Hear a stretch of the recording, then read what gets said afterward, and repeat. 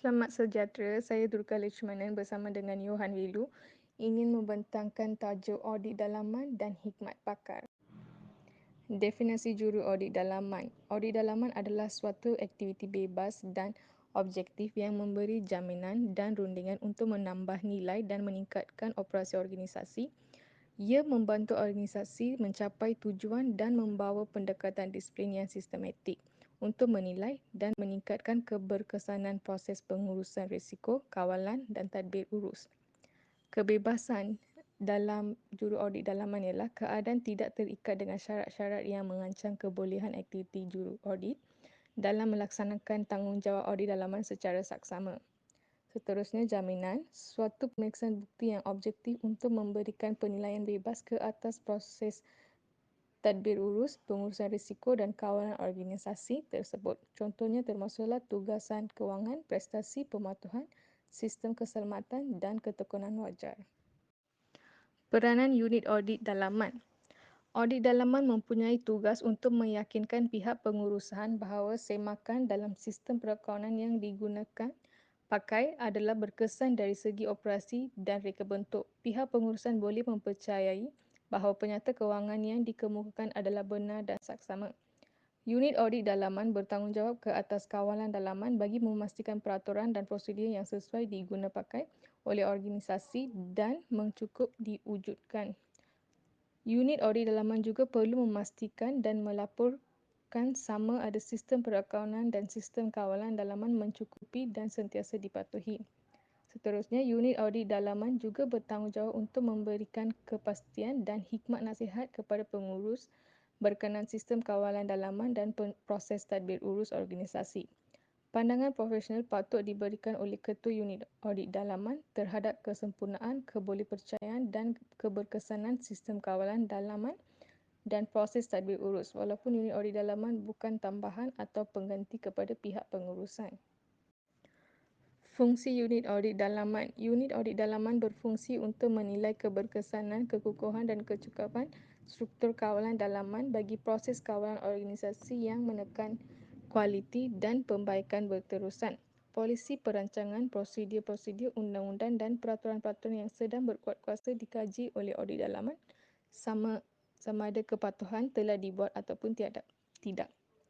Kesahihan maklumat kewangan dan data operasi disemak dengan membuat penilaian keseluruhan terhadap kawalan dalaman dan prosedur yang berkaitan dengan keselamatan komputer dan memprosesan data. Aset-aset disahkan kewujudan dan ditentukan ianya telah dilakukan dengan betul serta dilindungi daripada sebarang kerugian.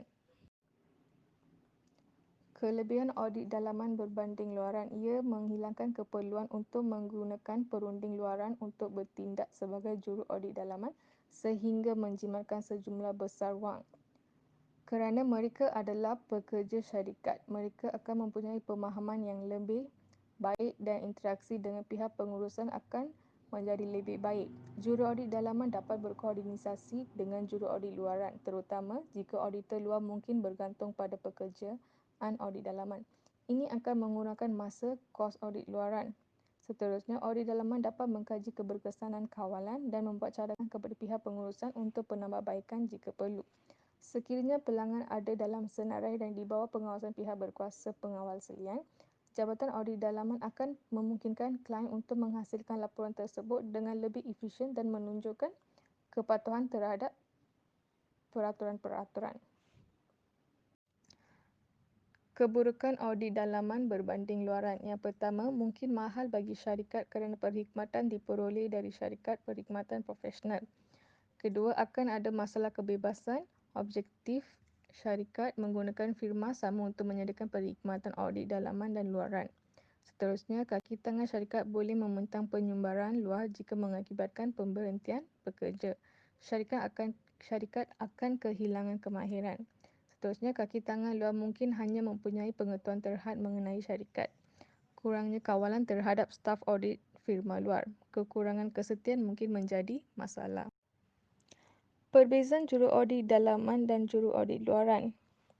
Bagi skop kerja, untuk juru audit dalaman, bidang liputan yang dijalankan ditetapkan oleh pihak pengurusan. Dan untuk juru audit luaran, bidang liputan berdasarkan peruntukan undang-undang. Untuk pendekatan bagi juru audit dalaman memastikan sistem perakaunan mencukupi dan sistem kawalan dalam berkesan. Untuk juru audit luaran, untuk memuaskan hatinya bahawa akaun yang dibentang adalah benar dan saksama. Bagi tanggungjawab untuk juru audit dalaman kepada pihak pengurusan. Untuk juru audit luaran terhadap pemegang saham dan pihak ketiga yang lain. Juru audit bagi juru audit dalaman kaki tangan syarikat dan juru audit luaran individu yang bebas dan berkelayakan. Kebebasan untuk juru audit dalaman adalah bebas memberi pendapat tetapi perlu bersedia dalam memenuhi kehendak pengurusan. Untuk juru audit luaran, bebas dari segi pemikiran dan kelakuan. Tempoh untuk juru audit dalaman ialah pemeriksaan dijalankan secara berterusan sepanjang tahun. Tapi bagi juru audit luaran, biasanya setelah selesai satu-satu tempoh perakaunan. Penggunaan pakar dalam kerja audit. Pakar juru audit adalah individu atau organisasi yang mempunyai kepakaran dalam bidang selain perakaunan atau pengauditan yang kerjanya dalam bidang itu digunakan oleh juru audit untuk membantu juru audit dalam memperolehi bukti audit yang sesuai dan mencukupi. Pakar juru audit boleh jadi pakar dalaman juru audit yang merupakan rakan kongsi atau kaki tangan termasuk kaki tangan sementara, firma juru audit dan firma rangkaian atau pakar luaran juru audit. Seperti yang dinyatakan dalam para A2 ISA 620 dalam banyak kes, membezakan antara kepakaran dalam bidang perakaunan dan pengauditan dan kepakaran dalam bidang lain akan menjadi mudah walaupun ini melibatkan bidang perakaunan dan pengauditan yang khusus. Sebagai contoh, seseorang yang mempunyai kepakaran dalam menggunakan kaedah perakaunan untuk cukai pendapatan tertangguh sering dapat dibezakan dengan mudah daripada pakar dalam undang-undang percukaian. Yang pertama, bukan pakar untuk tujuan ISA 620.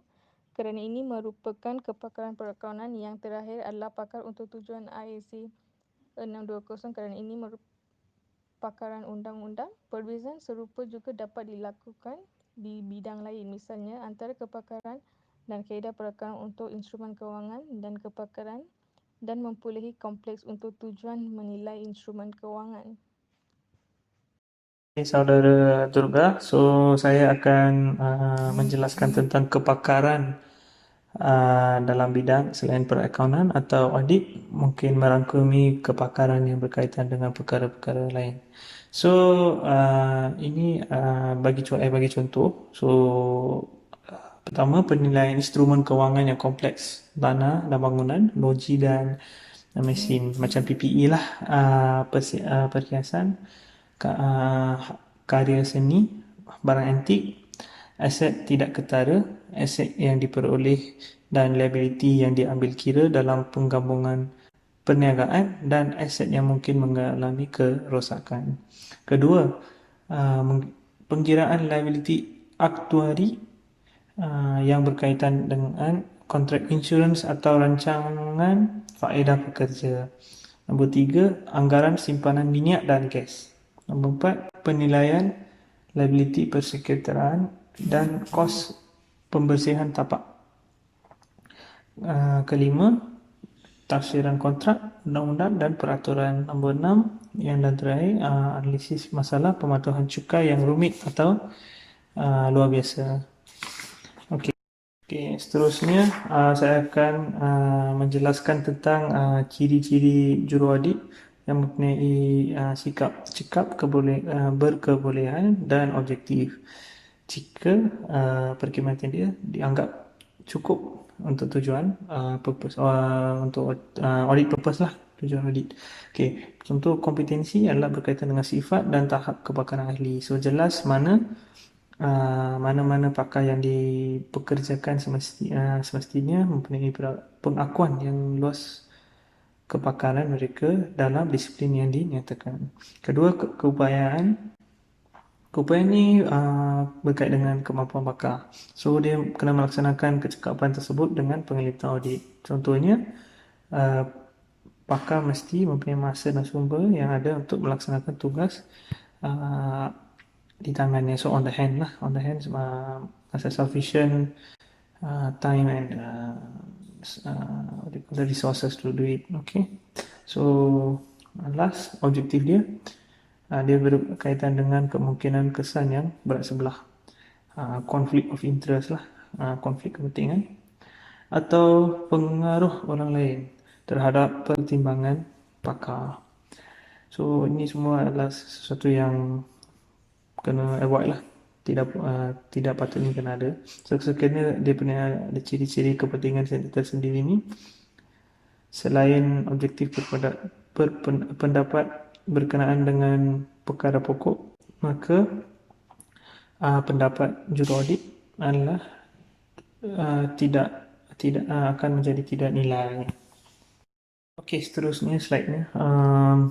Sekiranya juru audit tidak memenuhi syarat berkenaan masing-masing berkenaan risiko kesalahan atau ketidaktepatan dalam bekerja yang dijalankan adalah akan meningkat, dan oleh itu objektif untuk minimum risiko tidak mengesan salah nyata, bahan mungkin tidak dapat dicapai, not able to achieve. So oleh itu audit punya prosedur kawalan kualiti mesti bahawa pakar dalaman dalam berkebolehan cekap dan objektif. So akan ciri-ciri inilah. So ini adalah sebahagian daripada pasukan yang melibat dalam proses audit ni. So ini adalah penting. So di mana sebuah firm audit berusaha untuk melibatkan pakar dalaman baru atau bergantung pada perkhidmatan pakar luar. Maklumat mengenai kecekapan, kemampuan dan objektif pakar dapat dicari daripada pelbagai sumber. So ini termasuk yang tujuh ni lah. Okay, so pertama, pengalaman peribadi dengan pekerja pakar sebelumnya. Ini something yang sesuatu yang kita tidak boleh mengajarlah through experience. So nombor dua, perbincangan dengan pakar. Okay, mungkin from discussion dia include something. Okay, nombor tiga, perbincangan dengan juru audit lain yang biasa bekerja dengan kerja pakar. Nombor empat, pengetahuan mengenai kelayakan pakar atau keahlian professional bodies, knowledge lah. Okay, number five, badan dan persatuan industri lesen untuk berlatih atau bentuk lain dari pengiktirafan luar. So ini ada actually keenam. So ada bukan tujuh, enam. So last, menerbitkan makalah atau buku yang ditulis oleh pakar. So selalu dia dalam satu institut, so selalu dia ada keluar macam buku daripada institut tersebut. So setiap 2 bulan ke 3 bulan ke, depend on the institute. So kena baca lah. So itu saja. Seterusnya saya akan menjelaskan tentang audit perspective information. So ini adalah topik seterusnya lah. Okay, so kita akan tengok perspektif audit information berkenaan dengan pemeriksaan prospek maklumat kewangan. So maklumat kewangan prospektif berkaitan dengan peristiwa dan tindakan yang belum berlaku dan mungkin tidak akan berlaku. So itu yang dimaksudkan. So walaupun bukti mungkin tersedia untuk menyokong andaian yang mendasari prospek maklumat kewangan, bukti tersebut biasanya ditetapkan ke masa depan dan oleh itu sifat spekulatif sangat berbeza dengan bukti yang biasa. Ini terdapat dalam audit maklumat kewangan sejarah. Okay, nombor dua, pemeriksa maklumat kewangan prospektif bertujuan untuk mengeluarkan pendapat mengenai apakah maklumat prospektif kewangan itu atau tidak disiapkan dengan betul berdasarkan andaian yang dinyatakan, termasuk pernyataan jaminan negatif yang mana anggapan tersebut memberikan atau tidak asas yang wajar untuk menyediakan maklumat kewangan prospektif. Okey, seterusnya perkara-perkara yang perlu dipertimbangkan sebelum menerima pertunangan untuk melaporkan prospek maklumat kewangan. Pertunangan maksud kefahaman saya lah engagement lah. So sebelum menerima pertunangan tersebut, firma audit harus mempertimbangkan penggunaan maklumat yang dimaksudkan. So, sebagai contoh, adakah ini bertujuan untuk kegunaan dalaman atau luaran? Kedua, sama ada maklumat itu untuk penyebaran umum atau terhad. Nombor tiga, sifat andaian yang berdasarkan maklumat. Nombor empat, maklumat yang perlu disertakan. Disertakan maksudnya attachment lah. Nombor lima, tempoh yang diliputi oleh maklumat. So, the period that it cover. So, prosedur pemeriksaan perlu dibuat oleh firma audit. So, firma audit selalunya akan mengumpul dan memperoleh bukti yang secukupnya dan tempat sama ada andaian pengurusan pihak pengurusan yang berdasarkan PFI yang tidak munasabah. Atau dua, maklumat itu disediakan dengan betul berdasarkan andaian. Atau tiga, maklumat tersebut disampaikan dengan betul. Dan keempat, semua andaian material diungkapkan dengan secukupnya. So, sekian itu saja daripada kumpulan kami. So, harap kita dah memperjelaskan dengan teliti. So, itu saja. Sekian, terima kasih.